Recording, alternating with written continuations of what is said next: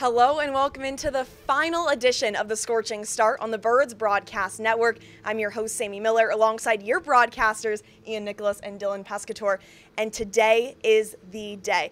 Everyone has been waiting for this exact moment. A champion will be crowned tonight.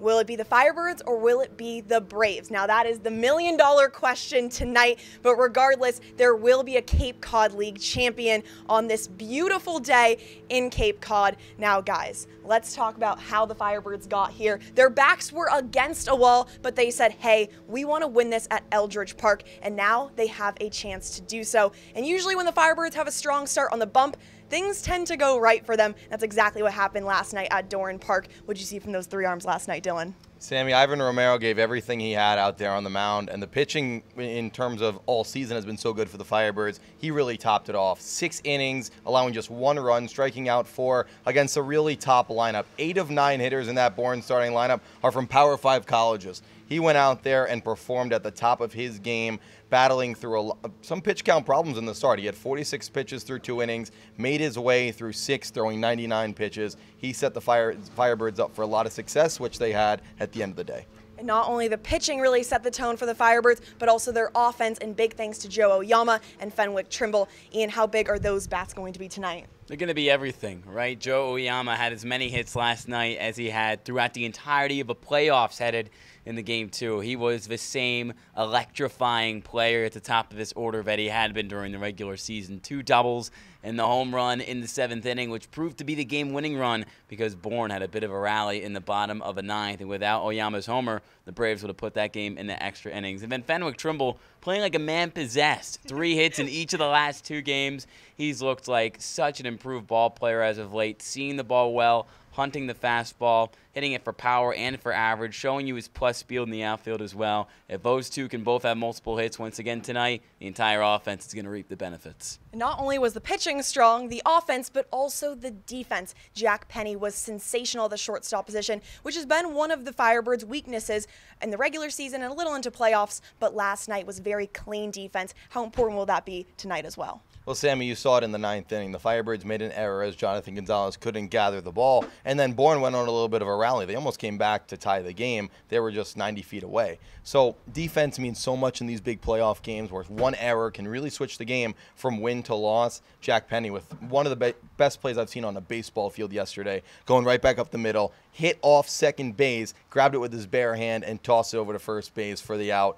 He has been incredible at shortstop ever since he moved over there in the midseason, and the defense overall for Orleans has been really good. I think something that has gone undervalued in these playoffs has been their defensive positioning. They're really reading the spray charts and what the opposing team has. Last night, it was a lot toward the right field line. Fenwick Trimble made a few catches over toward the right field line where he wouldn't if he was in his normal positioning. So all credit to the analytics department for the Firebirds as well as the coaching staff.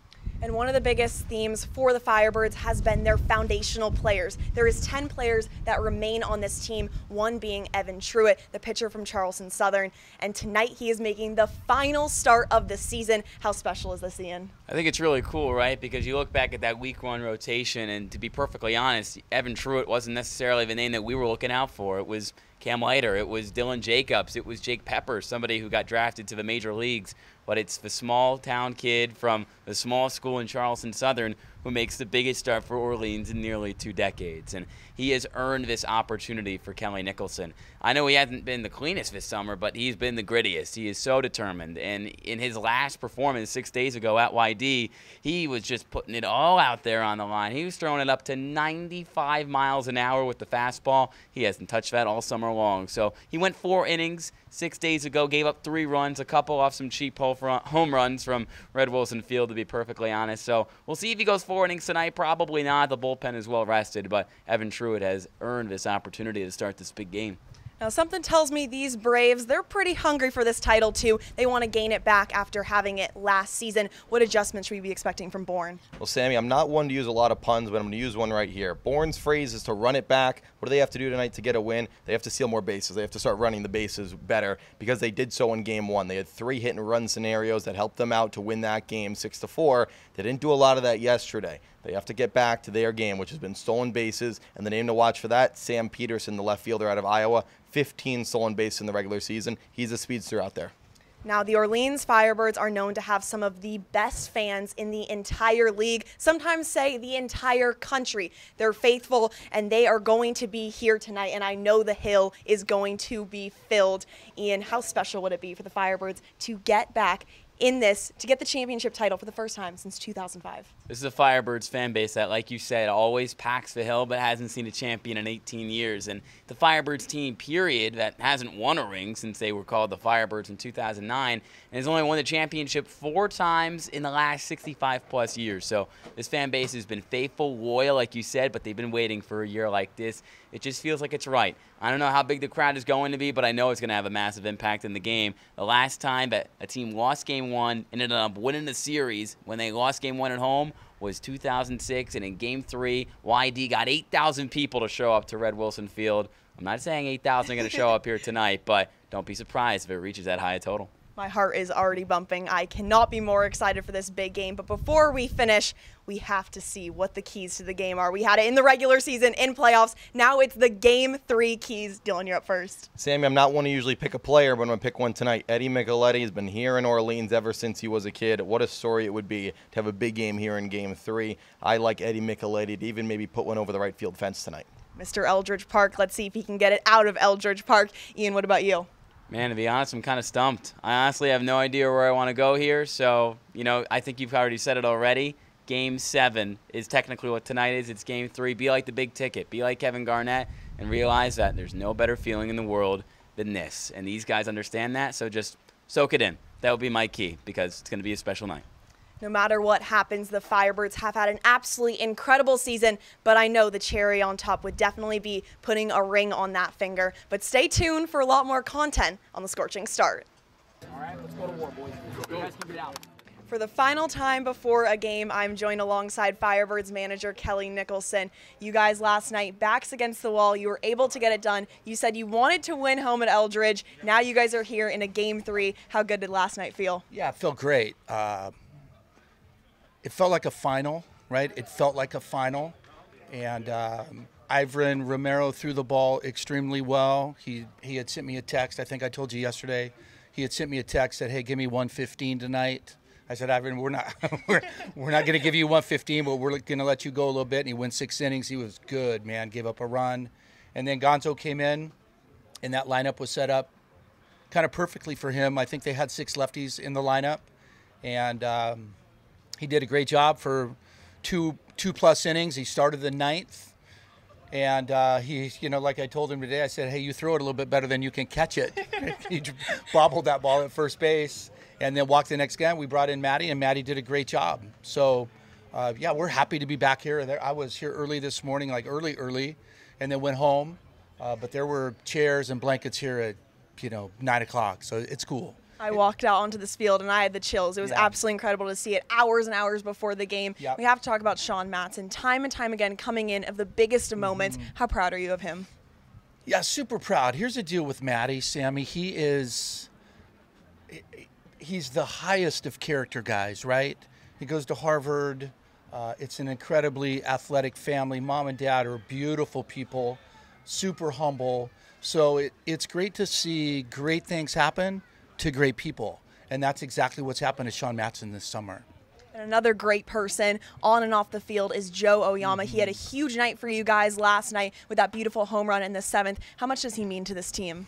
Well, we called it today. We're going to show and Joe. It wasn't a show and go today. We're going to show and Joe, and we kind of go as he goes, right? He's our AAA battery. He's our Energizer bunny, man. And when Joe goes, we go. And he went last night, and we went, and it was cool because he'd been scuffling a little bit, right? He would tell you that.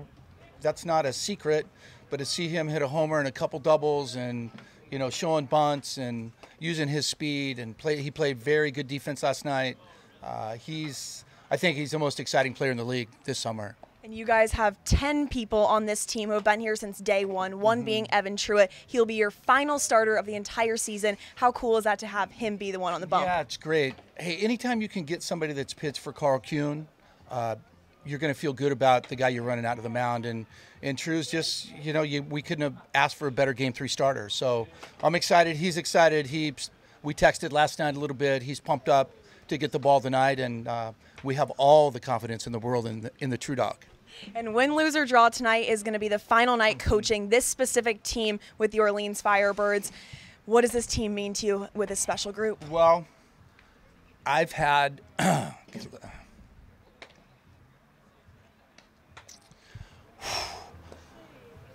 it's hard, man. I've had as much fun with this group as I've ever had. They mean a lot. It's hard to put into words, but they have made it extraordinarily fun this summer. And win, lose, or draw, it's been a tremendous experience. And Coach, we thank you. I thank you. These pregame chats have been absolutely incredible, and this team wouldn't be here without you bringing these incredible guys. So thank you so much, and good luck tonight. Thank you. Thanks for making me cry, Sammy. Thank you. I've enjoyed it as much as you have, and I'm looking forward to getting home. Don and I are looking forward to getting home and having dinner with your mom and dad. So this relationship is just getting going. Let's get a win tonight. Thank you so much. Thank you. Hey, set the tone, boys. I'm now joined alongside who a lot of people call Mr. Eldridge Park, Mr. Eddie Micheletti. Eddie, today is the day everyone's been waiting for, Game 3 of this championship series. How are you feeling right now? Oh man, the vibe around the room is everyone's feeling super electric, super pumped up. We want this win bad. We want to do it for the town of Orleans. Everyone's excited and happy. Especially for you. You grew up coming to this park summer after summer. Did you ever think that you could one day be competing for a championship with this organization? No, I mean, this is the dream. I don't think I've ever watched a championship or, like something close to that when I came up here in the summer. So this is just an extraordinary feeling. And, I'm super excited even for the town of Orleans. Just give these guys hope and, let's get it tonight. So. And how much does it mean to have a fan base like this? A lot of people say it's the best fan base in the entire Cape Cod League. How much does it mean to you? Yeah, well, we've played at every stadium a couple of times, and I got to tell you, the fans here, I mean, it doesn't match up with anyone else. You can't even see the grass where people are sitting, and, I can't say the same for a lot of other stadiums. So this is definitely the best park in the Cape and the best fans.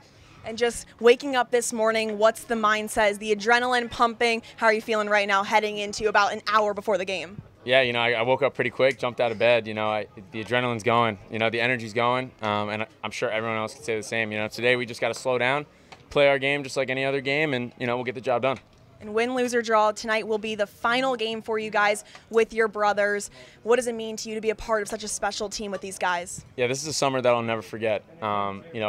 Thank you to the Cape Cod League and the Orleans Firebirds for giving me a chance to play and, be with these guys. These are the best teammates I've ever had. Everyone has a smile on their face. Everyone's picking each other up. I'm super grateful for this opportunity. And in June, you had the first home run in Eldridge Park. How sweet would it be to see that ball soar out in the final game at Eldridge Park? Yeah, that'd be awesome. Kind of, the opening cover and the closing cover. That'd be great. Let's see what happens tonight. Just got to see the ball and stick to my approach, and we'll see what happens. But, yeah, that'd be great. Awesome. Well, thank you so much, and good luck tonight. Thank you. Go Birds. That'll do it for the final edition of the Scorching Start on the Birds Broadcast Network. Make sure you tune in at 6:30 when the Orleans Firebirds take on the Bourne Braves in Game 3 of the Championship Series.